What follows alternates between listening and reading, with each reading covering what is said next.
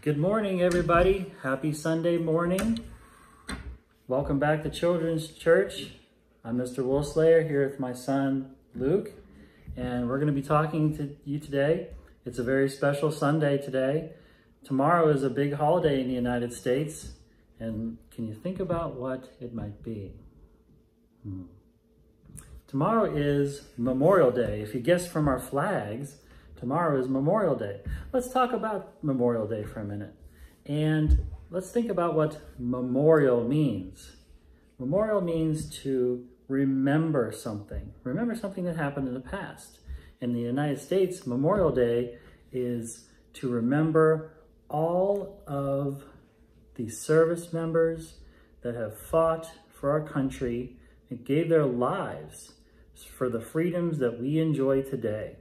Freedoms like being able to go to church and worship, choose what we want to be when we grow up, choose where we want to live, and choose basically everything that affects our daily lives.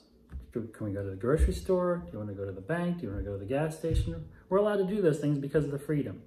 And so we take this day to remember the people that have fought and died for our country.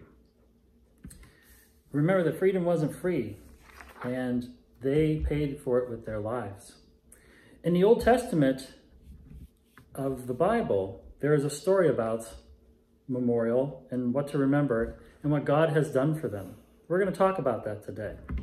It's from the book of Joshua, chapter 4, verses 1 to 20.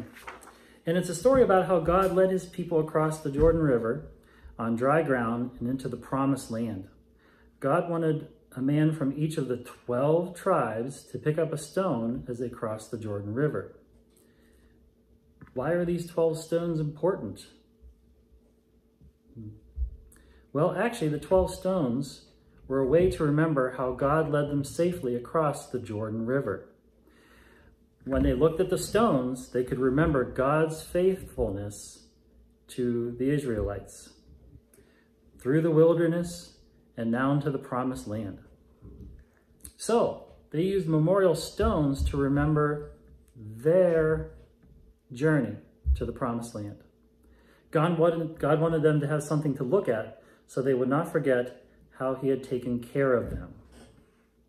Okay, so here are some activities that you can do at home to remember Memorial Day. And actually, we can use the Bible story as something that we can do to remember. Yes, I have your average stone here, just a rock. Okay, but what you can do at home is get your own, and you can use some paint, and you could paint a little cross on it, or maybe an American flag. That would be a nice remembrance, or maybe even a heart to remember our fallen soldiers. Another thing that you can do is maybe write a thank you card. Maybe write a thank you card to a service member. Thank them for their service, if you know any. Okay. One also final thing that you can do, and we're going to do this at our house, is we're going to color a Memorial Day picture. Okay. It has a cross on it and some wreaths.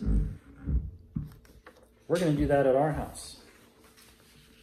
So, wherever you are this Memorial Day, remember it's not always about the hot dogs and the hamburgers, although those are nice, okay? But it's also a day to remember people that have given their lives to protect you and I, and to keep the freedoms that we have in the United States.